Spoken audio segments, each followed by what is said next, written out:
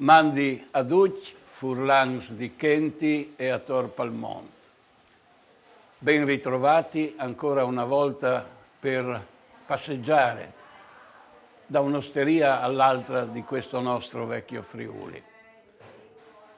Ci siamo tenuti compagnia per un po' di tempo e continueremo a farlo, speriamo, anche nel futuro. Per adesso ci godiamo una zona del Friuli vicino alle Risorgive. Siamo a Codroipo, siamo a San Martino di Codroipo, un posto agricolo, però rinomato per le sue ville patrizie o quasi, per un museo delle carrozze che viene visitato da gente di tutto il mondo. Sono carrozze antiche di tutti i paesi. Qui c'era la zona dei mulini, c'è anche una località che si chiama proprio il Mulino, vicino Glaunicco. Ma San Martino ha come preziosità, possiamo dirlo, l'osteria trattoria da Vanda. Ed è qui che oggi noi, prendendovi per mano, vi accompagniamo per i soliti sapori e profumi di osteria. Siamo a San Martino di Codroipo, nell'osteria, nella trattoria di San Martino da Vanda. Da Vanda si chiama perché mio fratello ha sposato la Vanda e porta avanti la tradizione familiare.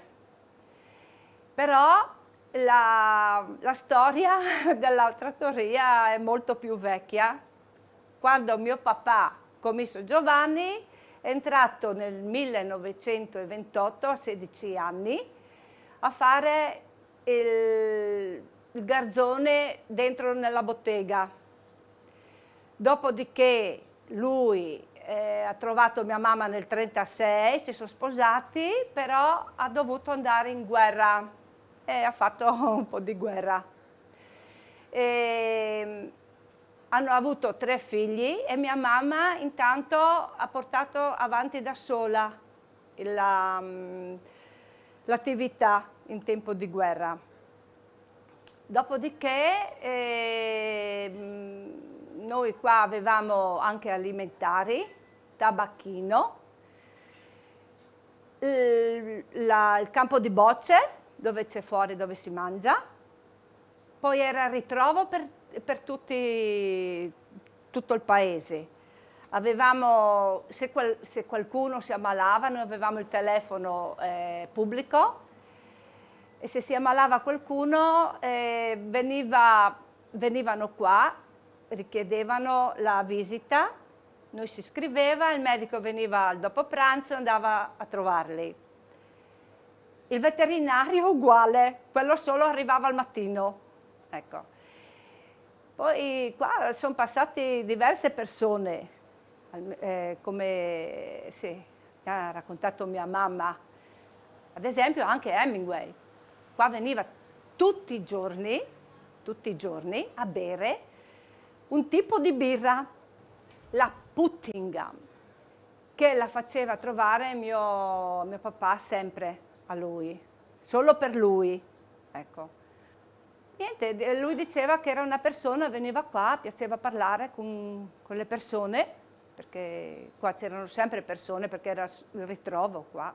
E dopo la Vanda con mio fratello ha tenuto l'attività e siamo arrivati nel 2021, dove c'è la 4ª generazione, il figlio, il nipote della Vanda, il figlio della Elena. Facciamo il fricco con le patate, poi il formaggio, più tipi di formaggi e questo è il nostro piatto più tradizionale. Poi facciamo anche capriolo, facciamo un po' di tutto, i primi anche, orzo e fagioli, tutte queste cose friulane, il baccalà d'inverno perché d'estate è un po' pesante, e il salame con l'aceto, e fritate, cose varie così, ecco. Io so che anche quando ero piccola si mangiava il salame perché avevamo il maiale, avevamo tutto in casa e perciò in macelleria non si andava mai e mangiavamo tutte le cose che si trovava, le galline nei cortili e tutte queste cose qui, nient'altro che le cose, le verze, perché noi San Martino siamo il paese delle verze e ci chiamavano i versars per friulano. Perciò si mangiavano tutte cose genuine dell'annata, ecco, tutte queste cose. Mai altre cose speciali perché soldi non c'erano e si andava avanti così. Vino, chi beveva, i bambini no, però acqua e vino e basta, né aranciate né niente perché soldi non c'erano per comprare certe cose. Perciò acqua e vino. E quando andavano nei campi prendevano l'acqua e mettevano aceto dentro perché dissettava un po' di più. Negli orti c'erano sempre i pomodori, i cetrioli, tutto c'era. D'estate c'erano tutte le verdure, ognuno aveva il suo orto, perciò non mancava niente, ecco, non mancava niente nel modo di vivere, di fare.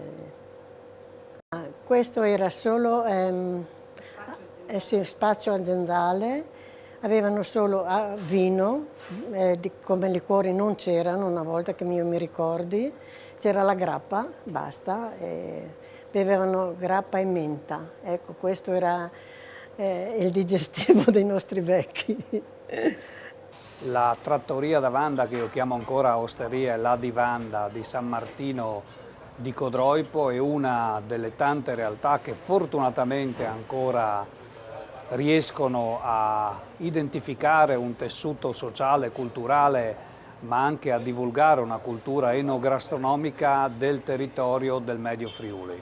Codroipo in particolare si caratterizza per avere ancora molte di queste realtà presenti all'interno del proprio contesto sociale e all'interno del proprio territorio. Ve ne sono nel capoluogo, ma ve ne sono soprattutto nelle frazioni, anche se, ahimè, in molte di esse ormai alcune hanno chiuso i battenti o altre hanno trasformato la loro attività in qualcosa di meno tradizionale e più commerciale, ma visti i tempi ci sta tutto. Queste realtà territoriali, dicevo, hanno una duplice funzione. La prima, durante le ore prettamente del giorno, riescono ancora ad essere l'unico punto di riferimento per il territorio e per gli abitanti delle frazioni che contraddistinguono appunto il nostro territorio, sono 13. L'altra cosa per cui andiamo fieri è la qualità del prodotto che esse riescono ancora oggi a fornire ai numerosi ospiti che si trovano a frequentare la località di Codroipo per svariati motivi. Ricordo che il Codroipo è attrattiva, oltre che per un circuito di chiese votive molto belle, anche e soprattutto perché è sede della più grande villa dogale d'Italia, che è Villa Manin di Passariano, che tutti conoscono e che è stata nel corso degli anni sede di grandi mostre, sede di grandi eventi culturali, sede di grandi concerti e quindi attrattiva anche per quanto riguarda un turismo, diciamo così, lento e che sappia fermarsi a assaggiare le bontà culinarie di questo territorio. Cosa si mangia in questi posti? Si mangiano i piatti particolari del Friuli, andiamo dal fricco, tradizione immancabile per uno che voglia soffermarsi nella nostra città, al salame con l'aceto, a tutta un'altra serie di pietanze che però hanno un'origine locale.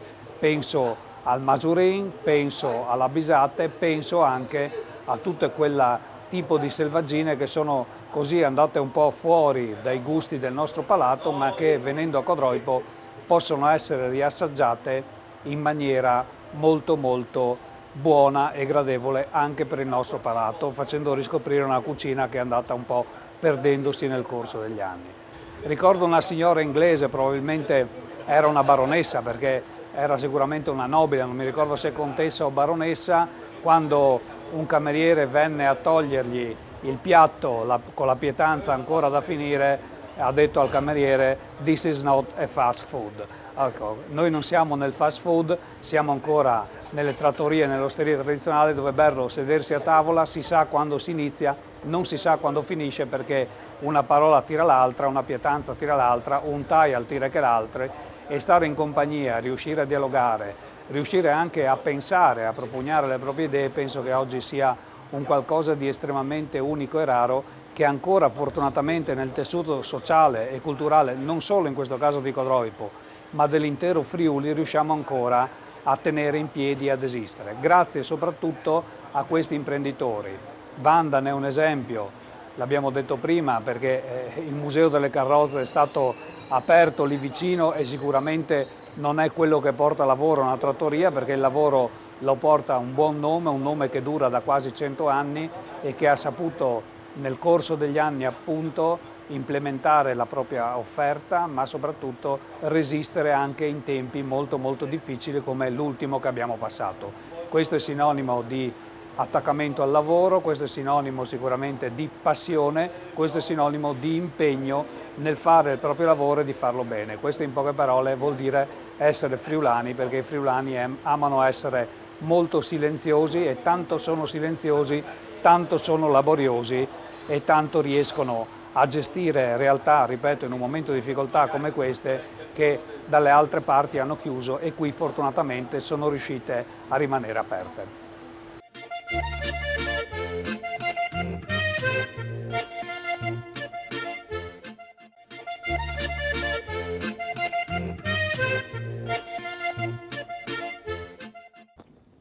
Vicino alla nostra storica trattoria da Vanda del borgo di San Martino di Codroipo si trova uno splendido museo di carrozze d'epoca, Museo di Carrozze d'Epoca di San Martino di Codroipo, un museo che si è istituito grazie alla collezione di Antonio Lauda. E in questo momento proprio preciso io mi trovo dentro un omnibus privato, detto all'inglese private omnibus, che sembra una contraddizione di termini, in quanto se è un omnibus sarebbe una carrozza pubblica, e privato perché sarebbe la monovolume che si usava intorno agli anni 80, 1880, dalle famiglie nobili e borghesi dell'epoca per la gita fuori porta. Questo tipo di carrozza ha una cesta sull'imperiale che veniva appunto riempita, se vogliamo, di tovaglie, di tutto quella che è la vettovaglia che si portava per il picnic sull'erba, e avevano praticamente bicchieri di cristallo, fiaschi di vino, si portavano frutta fresca, fiori freschi sempre, e si usava soprattutto portare il pollo arrosto con le patate fatte al forno, le focacce e i crostini di pane con il burro profumato ai petali di viola. Questa era una, come dire, una squisitezza, una grande raffinatezza che si usava, mettere il burro proprio nelle scatole di latta con i petali di viola perché emanasse questo profumo inebriante. E poi c'erano per esempio i momenti del tè sull'erba, si serviva il tè proprio nei servizi di porcellana con le teiere o il caffè. Si usava anche sfoggiare, se vogliamo dire, una sorta di sciccheria d'accessorio che si ritrova presso il museo di Piero Pittaro, Zompicchia. Si chiamano cave aliche, sono delle botticelle di legno con dentro tutto un sistema di cristalli serigrafati in oro molto ricchi, molto eleganti, con i bicchierini da cognac, da cavadò, da whisky, ed erano proprio diciamo un'usanza portarseli nella gita e servirli con questo servitore appunto che tirava fuori tutto il vassoio dei bicchierini con le stesse bottigliette di liquore, e così si passavano le giornate in un grande clima di eleganza e di divertimento chiaramente. Ci troviamo dentro un modello sempre del 1880 che generalmente viene individuato come un mezzo pubblico, un postale. In realtà non tutti sanno che questo modello veniva proprio noleggiato dai nobili dell'epoca e dall'alta borghesia dell'epoca per le giornate sportive, ossia per andare alle corse dei cavalli o alla caccia da volpe. Erano i cosiddetti Grand Prix, giornate appunto di raduni sportivi dove si usava portarsi al seguito sempre delle ceste da picnic per banchettare, banchettare proprio sull'Imperiale, quello che si vede sul tetto cosiddetto della carrozza, si rimaneva seduti vis-à-vis e si banchettava con le cornie che ci si portava al seguito, appunto, per seguire un po' tutta la giornata. E si usava anche portare come accessori i cosiddetti bastoni da gentleman. I bastoni enoici, sono detti enoici, con soggetti enoici, perché ricordano il tema di Bacco e vengono chiamati a sistema perché hanno la possibilità di svitare la testa e tirar fuori il cavatappi per aprirsi le bottiglie e tutte altre accortezze che non ci si faceva assolutamente mancare. E questi sono i bastoni da gentleman che si trovano sempre presso le collezioni di Pittaro a Zompicchio, a Piero Pittaro, unica collezione in Italia. Quindi ci troviamo qui in questi luoghi famosi per le risorgive e per le osterie anche, ovviamente. Quindi parliamo di tradizioni popolari, di luoghi molto conosciuti, molto importanti per la nostra cultura.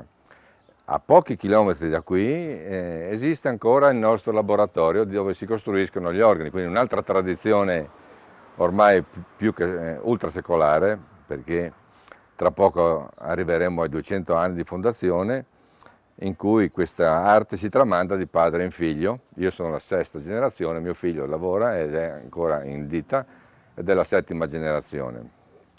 E quindi qui si sono fabbricati organi per tutto il Friuli, ma non solo, il Veneto, per tutta l'Italia, per il Giappone, per il Sud America.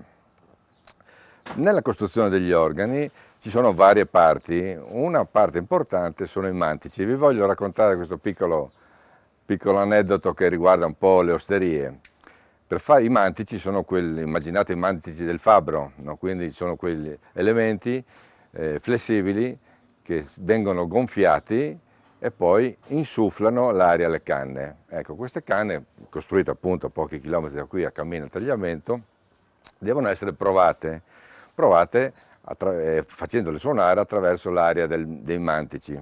Ecco, avevamo un dipendente specializzato nella costruzione di questi mantici, che sono fatti di parti in legno e parti in pelle di agnello, che deve essere sistemata bene, in modo che non ci siano delle perdite e che l'aria alle canne arrivi in maniera costante.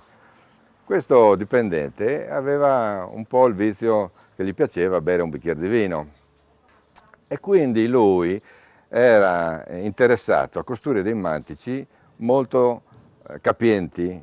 Mio nonno provava una canna,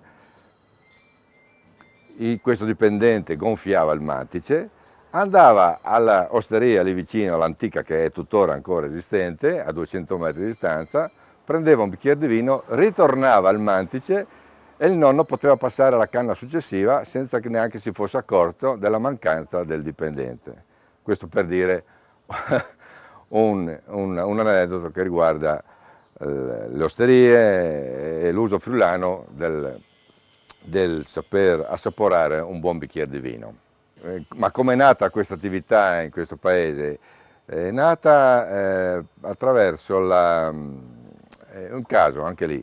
Venne acquistato dalla parrocchia di Cammino al Tagliamento uno strumento di seconda mano che proveniva da Spilimbergo e venne installato a Cammino da 2 organari veneziani. Venezia era il faro culturale, quindi lì era la produzione più importante di questi strumenti. E chiesero al parroco l'aiuto di qualche giovane del posto perché avesse degli attrezzi, che gli desse una mano, e il parroco gli presentò questo mio avo, che era particolarmente giovane, perché aveva 23 anni, particolarmente versato nelle arti meccaniche, faceva il fonditore di metalli, tra l'altro ci sono ancora i candelabri nella chiesa di Rivolto che fece lui personalmente, aggiustava orologi, faceva il fabbro, l'armaiolo. Questo mio avo si appassionò all'organismo così complesso dello strumento musicale, entrò in simpatia con gli organari che gli regalarono delle vecchie misure e lui poi approfondì da solo, autonomamente, con l'aiuto magari di qualche sacerdote del posto che gli insegnò un po' di elementi musicali, e pian pianino iniziò a riparare organi del territorio, fin quando nel 1827 realizzò il suo primo strumento, che è ancora esistente, nella chiesa parrocchiale di Ciconicco. E da lì poi si susseguirono altre commesse ed erano particolarmente apprezzate, perché aveva una manualità straordinaria, tant'è che fino a pochi anni fa i suoi strumenti venivano confusi con quelli realizzati dalle più famose case organarie barocche settecentesche di Venezia. Quindi lui costruì circa una settantina di strumenti insieme ai suoi figli. Naturalmente la ditta dovette adeguarsi anche ai mutamenti tecnologici che in tanti anni si sono susseguiti. Quindi dai primi strumenti in forma barocca, quindi a trasmissione meccanica, con tutte le leve meccaniche, si passò poi a delle leve pneumatiche, cioè attraverso lo sfruttamento del rigonfiamento di piccoli mantici, piccole vesciche che facevano dei movimenti particolari e consentivano alle canne di suonare. E poi da lì si arrivò agli organi a trasmissione elettromeccanica e poi ancora agli organi a trasmissione elettronica, per poi ritornare, come in questo momento, agli strumenti a trasmissione meccanica, perché consentono il maggior controllo del suono da parte del suonatore e quindi può esprimersi artisticamente nella maniera più adeguata, più consona possibile. È con un po' di dispiacere, ve lo confesso, che vi do un annuncio. Siamo arrivati alla fine di questo ciclo, di queste passeggiate romantiche, se vogliamo anche, perché riscoprire profumi, sapori, tradizioni, valori, ascoltare le storie della gente che è in giro per il mondo o che è stata in giro per il mondo è un qualche cosa che ti mette addosso una certa emozione, anche commozione a volte, perché no? Noi chiudiamo un ciclo che ci ha visti abbastanza, speriamo, gentili con le osterie e con voi, perché le osterie sono un patrimonio, ma il vero patrimonio nostro siete voi telespettatori, siete voi friulani nel mondo, siete voi friulani di casa nostra. E allora, con una stretta piccolina al cuore, io e con i nostri collaboratori, che ringrazio tantissimo per quel servizio che ci hanno dato, che l'assistenza, non posso dimenticare Paola Treppo e non posso dimenticare Domenico, che sono stati compagni di viaggio, che ringraziamo di nuovo, come ringraziamo Telefriuli, ringraziamo l'Ente Friuli nel mondo, il Comitato Friulano per la difesa delle osterie e, se permettete, ringraziamo tutti voi che avete avuto la cortesia, la pazienza, l'amicizia di continuare a girare il canale per guardarci. Ce l'avete detto in tanti. Noi vi crediamo e vi diamo quasi un'assicurazione. Torneremo. Arriviodisi. Mandi.